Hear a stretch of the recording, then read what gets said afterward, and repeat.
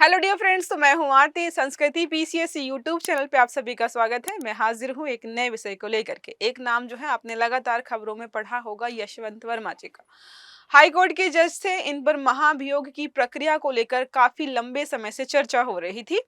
अब हाल फिलहाल में लोकसभा ने जो है या संसद ने इसको जो है मंजूरी दे दी है। अब इन पर महाभियोग चलाया जाएगा। वैसे हमको पता है कि आज तक किसी पर भी महाभियोग के माध्यम से किसी भी जज को, चाहे हाई कोर्ट का हो या सुप्रीम कोर्ट का, उसको पद से नहीं हटाया गया है। कई बार जो है साबित नहीं हो पाई हैं चीजें, और कई बार महाभियोग चलने से पहले ही जो भी जज होते थे वो अपना पद खुद ही छोड़ देते थे। तो इस सब आर्टिकल के माध्यम से हम महाभियोग की प्रक्रिया भी समझेंगे, इनका मामला क्या था वो भी समझेंगे। तो लोकसभा ने दी है मंजूरी, जस्टिस यशवंत वर्मा पर महाभियोग अब चालू हो जाएगा। अब ये क्यों हो रहा है इसके बारे में बात करेंगे। तो 12 अगस्त 2025 को लोकसभा में justice Yashwant Verma Delhi high court के जो है पूर्व जज रह चुके हैं। ठीक है, पूर्व जज क्यों है ये बता दूंगी आपको। वर्तमान में इलाहाबाद हाई कोर्ट में है। इनके खिलाफ महाभियोग के प्रस्ताव को मंजूरी, कई स्टार्टिंग में लग रहा था कि शायद प्रस्ताव को मंजूरी नहीं मिलेगी, क्योंकि अभी तक जो है कई बार प्रयास किए गए हैं लेकिन सफल नहीं हुए हैं। प्रस्ताव पर 146 सांसदों ने हस्ताक्षर किए, जिसमें एक जो है व्यक्ति है रविशंकर प्रसाद, विपक्ष के हैं, इन्होंने भी हस्ताक्षर किए हैं। मामला 14 मार्च 2025 को कैश कांड से जुड़ा हुआ है। ये कांड खतरनाक है, मैं आपको बता दूंगी। देखो, हुआ ये कि इनके दिल्ली वाले आवास में लग गई आग। आग लगी तो आग को बुझाने के लिए लोग आए। जब लोग वहां पर आग बुझाने के लिए पहुंचे तो देखा कि भाई बहुत बड़ी मात्रा में गैस रखा हुआ है। पहले तो आग से नुकसान, फिर गैस मिला, वो भी लेके गए। फिर इन पर प्रश्न उठे कि इतना सारा पैसा आया कहां से। तो जो है कदाचार, भ्रष्टाचार के आधार पर इन पर महाभियोग की प्रक्रिया शुरू हो गई।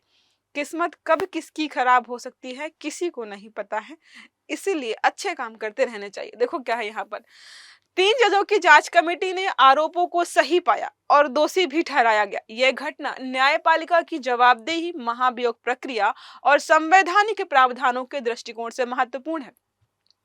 मन में आया ये बहुत सारे लोगों की कि ऐसा कैसे जज के पास इतना सारा पैसा, मतलब भ्रष्टाचार के मामले जो है न्यायालयों में सुनाए जाते हैं और न्यायालयों में खुद जो है भ्रष्टाचार हो रहा है। ये सारा जो है विकल्प, मतलब क्या विकल्प, क्या प्रश्न उठे थे। क्लास को आगे बढ़ाएंगे उसके पहले बता देती हूँ, संस्कृति आईएएस का जो है फ्रीडम ऑफर चल रहा, जो कि 10 से 15 अगस्त के बीच रहने वाला है। यहाँ पर जो भी हमारे वैकल्पिक विषय ऑप्शनल कोर्सेज है, यहाँ पर मोर देन 50 to 60% का डिस्काउंट चल रहा है। 2 बैच अवेलेबल है, ज्योग्राफी और हिस्ट्री दोनों में आपके जो है एडमिशन ओपन है। ज्योग्राफी का बैच 25,000 का है। हिस्ट्री का जो विषय का जो बैच हमारा है ये 17,500 का है। आप इनमें से कोई भी बैच ज्वाइन कर सकते हो। ये फीस जो दिखाई दे रही है ये ऑफर की वजह से है। नंबर है 9555124124। आप इस पर कॉल करके या फिर विजिट कर सकते हो sanskritIAS.com के वेबसाइट पर। सारी जानकारी आपको वहां पर मिल जाएगी। अब वापस आते हैं, पहले हम जो इनकी पृष्ठभूमि के बारे में बात करते हैं। दिल्ली यूनिवर्सिटी से ग्रेजुएट हैं जस्टिस वर्मा। ठीक है, 6 जनवरी 1969 को इलाहाबाद, अब जो है प्रयागराज में यहाँ पर जो है जन्म हुआ था। इलाहाबाद के अलग अलग स्कूलों में स्कूलिंग हुई है इनकी। दिल्ली यूनिवर्सिटी के हंसराज कॉलेज से इन्होंने बीकॉम ऑनर्स किया था। मध्य प्रदेश की रीवा के अवधेश प्रताप यूनिवर्सिटी से इन्होंने जो है एलएलबी की है। ठीक है, देखो सारे यहाँ लिखा हुआ है। 33 वर्षों का कानूनी अनुभव है इनको। परिवार में न्यायिक पृष्ठभूमि में देखें तो पिता justice AN Verma Allahabad high court से संबंधित है। इसके अलावा चाचा वरिष्ठ अधिवक्ता एएसएन वर्मा भी जो है इसी क्षेत्र में रहे हैं। 2006 से लेकर 2014 तक इलाहाबाद हाई कोर्ट में वकालत की है। संवैधानिक, श्रम, कॉर्पोरेट और कराधान के मामले जो है इन्होंने लगातार देखे। ठीक है, ओके। अब बात करते हैं 2012 से 13 उत्तर प्रदेश के मुख्य स्थायी अधिवक्ता के पद पर रहे हैं। 13 अक्टूबर 2014 इलाहाबाद हाई कोर्ट में एडिशनल जज के रूप में भी इन्होंने काम किया। 1 फरवरी 2016 स्थायी जज बने हैं। 11 अक्टूबर 2021 दिल्ली हाई कोर्ट ने जज नियुक्त किया। दूसरे सबसे वरिष्ठ जज यहाँ पर थे ये। लेकिन जब मामला निकल के आया कैश कांड का, तो इनको जो है वापस इलाहाबाद हाई कोर्ट भेज दिया गया। दिल्ली स्थित आवास में आग लगी, ये सारा हमको पता है। कथित तौर पर बड़ी मात्रा में पैसे मिले उन्हें। परिवार, मतलब उन्होंने क्या बोला कि ये जो नकदी है ये मैंने नहीं रखी है, परिवार के किसी व्यक्ति ने यहाँ पर रखी है साजिश के तहत। लेकिन जब छानबीन हुई तो पता चला ये सारा पैसा इन्हीं का था। जांच और कार्रवाई के बारे में बात करते तो 22 मार्च 2025 सुप्रीम कोर्ट ने कॉलेजियम ने जो है उन्हें वापस इलाहाबाद हाई कोर्ट भेज दिया। दिल्ली हाई कोर्ट से हटा दिया गया। फिर इलाहाबाद हाई कोर्ट के बार एसोसिएशन ने इस निर्णय पर आपत्ति जताई। सुप्रीम कोर्ट ने चीफ जस्टिस संजीव खन्ना को 3 जजों की कमेटी गठित की। मतलब इलाहाबाद हाई कोर्ट के जज कहते क्यों भाई हमारे यहाँ पे क्यों भेज रहे हो। फिर इलाहाबाद हाई कोर्ट का नाम खराब हो गया, इलाहाबाद हाई कोर्ट के एक जज के घर पे केस पाया गया और उन पर महाभियोग चलाया जा रहा था। तो इस प्रकार की चीजें यहाँ पर चल रही थी। 3 मई 2025 को जो है कमेटी की रिपोर्ट आई और आरोप सही पाए गए। 8 मई 2025 को सीजीआई ने प्रधानमंत्री और राष्ट्रपति को महाभियोग प्रस्ताव की सिफारिश की। तो यहाँ से एक चीज क्लियर हो गई कि महाभियोग के प्रस्ताव की सिफारिश हमारे जो चीफ जस्टिस ऑफ इंडिया है वो करते हैं प्रधानमंत्री और राष्ट्रपति जी को। उसके बाद प्रक्रिया को जो है आगे बढ़ाया जाता है। ठीक है, लोकसभा की मंजूरी अभी मिल गई है। हमने देखा स्पीकर जो अभी हैं ओम बिरला, उन्होंने जो है प्रस्ताव को मंजूरी दी है और महाभियोग की जो प्रारंभिक संसदीय प्रक्रिया है उसका जो है हिस्सा भी है। ये संवैधानिक जो है प्रावधान देख लेते हैं महाभियोग के क्या क्या किस प्रकार से बनाए गए। तो आर्टिकल 124 का 4 कहता है कि सुप्रीम कोर्ट या हाई कोर्ट के जो भी जज हैं उनको केवल और केवल कदाचार या अयोग्यता के आधार पर ही जो है हटाया जा सकता है। तो ये अयोग्यता तो नहीं थी, ये कदाचार, कदाचार आया भ्रष्टाचार में, उसके आधार पर इनको जो अपने पद से हटाया जा रहा है। अनुच्छेद 124(5) कहता है संसद को इस प्रक्रिया के लिए कानून बनाने का अधिकार भी दिया गया है। ये सारा जो है यहाँ पर बताया है। द जजेस इंक्वायरी एक्ट जो हमारा है 1968 का, तो महाभियोग की विस्तृत प्रक्रिया और जांच समिति के गठन का प्रावधान किया गया।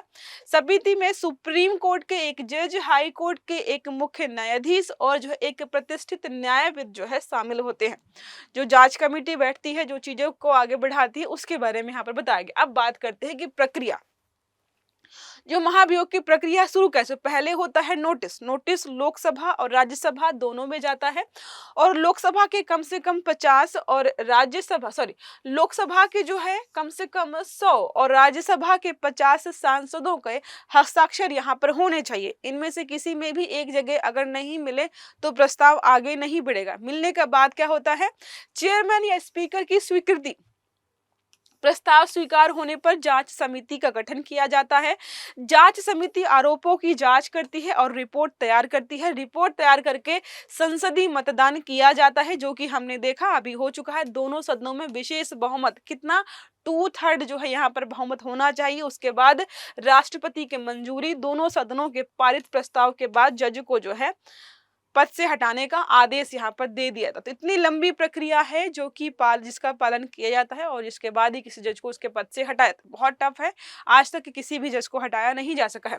पूर्व उदाहरण देखते हैं कब महाभियोग की प्रक्रिया हुई है। तो जस्टिस वी रामास्वामी 1993 सर्वोच्च न्यायालय के जज थे। गैर आर्थिक अनियमितताओं के आरोप थे। प्रस्ताव लोकसभा में लाया गया लेकिन पारित नहीं हो पाया। ठीक है, अभी हमने देखा कि लोकसभा में पारित हो गया है ये वाला प्रस्ताव। जस्टिस जो है सौमित्रा सेन 2011 का मामला है। कोलकाता हाई कोर्ट ने जज वित्तीय कदाचार के आरोप, राज्यसभा में प्रस्ताव पारित हुआ लेकिन लोकसभा से पहले ही इन्होंने खुद ही इस्तीफा दे दिया। लोकसभा में पहुंचे प्रस्ताव जो है उसके पहले इन्होंने खुद ही पद छोड़ दिया। तीसरा है जस्टिस पीडी दिनकरन। ठीक है, दिनाकरन सिक्किम हाई कोर्ट के चीफ जस्टिस हैं। भ्रष्टाचार और जमीन हड़पने के आरोप थे। जांच से पहले ही इन्होंने खुद ही, बेइज्जती हो इसके पहले ही पद खुद ही छोड़ देते हैं। जस्टिस जेबी पारदीवाला 2015 का मामला है। गुजरात हाई कोर्ट के जज हैं। आरक्षण भ्रष्टाचार पर विवादित टिप्पणियां थी। प्रस्ताव लगा लेकिन आगे नहीं बढ़ पाया। टिप्पणियां की थी, कोई सबूत जो है इनके खिलाफ मिले नहीं। जस्टिस दीपक मिश्रा 2018 तत्कालीन सीजीआई थे। जो है सोचो सीजीआई थे। महाभियोग प्रस्ताव विपक्ष द्वारा लाया गया लेकिन उपराष्ट्रपति ने अस्वीकार कर दिया क्योंकि ऐसा लग रहा था कि ये जो है एक राजनीतिक मतलब मुद्दा है, ना कि किसी सच में जो है जज की कोई गलती है। अन्य संदर्भों में लगभग 5 से 7 बार अलग अलग मामलों में महाभियोग लाया गया है लेकिन आज तक 0 जजों को इस प्रस्ताव को पारित करके हटाया गया। उन्होंने खुद ही जो है पद छोड़ दिया, वो बात अलग है। महत्व क्या है, तो यह मामला जो हम देखा अभी है, जो हमने न्यायपालिका में पारदर्शिता और जवाबदेहिता की परीक्षा भी है कि ऐसा कैसे हो रहा है यहाँ पर। इसके अलावा जन विश्वास बनाए रखने के लिए संविधान में तय प्रक्रिया का पालन जरूरी है। अब बहुत सारे लोगों के मन में ये सवाल आ रहा है कि क्या है, कभी पारित हुआ ही नहीं, इनके खिलाफ भी नहीं होगा। इतने बड़े-बड़े कांड, इतने बड़ा-बड़ा जो है बड़े-बड़े स्तर का भ्रष्टाचार करके ये लोग बच जाते हैं। तो सच में प्रक्रिया ठीक से फॉलो होनी चाहिए। एक उदाहरण तो हमारे पास होना चाहिए कि अगर ऐसा कुछ कोई जज करता है तो उसके खिलाफ महाभियोग होगा और उसको पद से हटाया जा सकेगा, ताकि आगे आने वाले समय में लोगों को ये मैसेज मिले, जो भी इस प्रक्रिया में हैं, ताकि वो इस प्रकार के कदाचार या जो भी भ्रष्टाचार जैसी चीजें हैं वो करने से बचे। ये एक मैसेज भी हो सकता है। अब एक प्रश्न हमारा है, निम्नलिखित कथनों पर विचार कीजिए। पहला स्टेटमेंट है, भारत में उच्च न्यायालय के जज को केवल सिद्ध कदाचार या अयोग्यता के आधार पर हटाया जा सकता है। दूसरा स्टेटमेंट कहता है, उच्च न्यायालय के जज के महाभियोग प्रस्ताव को पारित करने के लिए संसद के दोनों सदनों में साधारण बहुमत पर्याप्त होता है। तीसरा स्टेटमेंट कह रहा है, जस्टिस यशवंत वर्मा के खिलाफ महाभियोग प्रस्ताव लोकसभा में 2025 में पेश हुआ और मंजूर हुआ है। अब आपको सही आंसर जो है इसका कमेंट बॉक्स में बताना है। आई होप आर्टिकल आपको समझ में आया होगा। वीडियो अच्छा लगा तो वीडियो को लाइक करना है, चैनल को सब्सक्राइब करना है, बेल आइकन दबाना है, ताकि जितने भी इस प्रकार के आर्टिकल्स हैं वो सारे आपको समय पर मिलते रहें। तो अच्छे से पढ़िएगा। Have a good day. Thank you.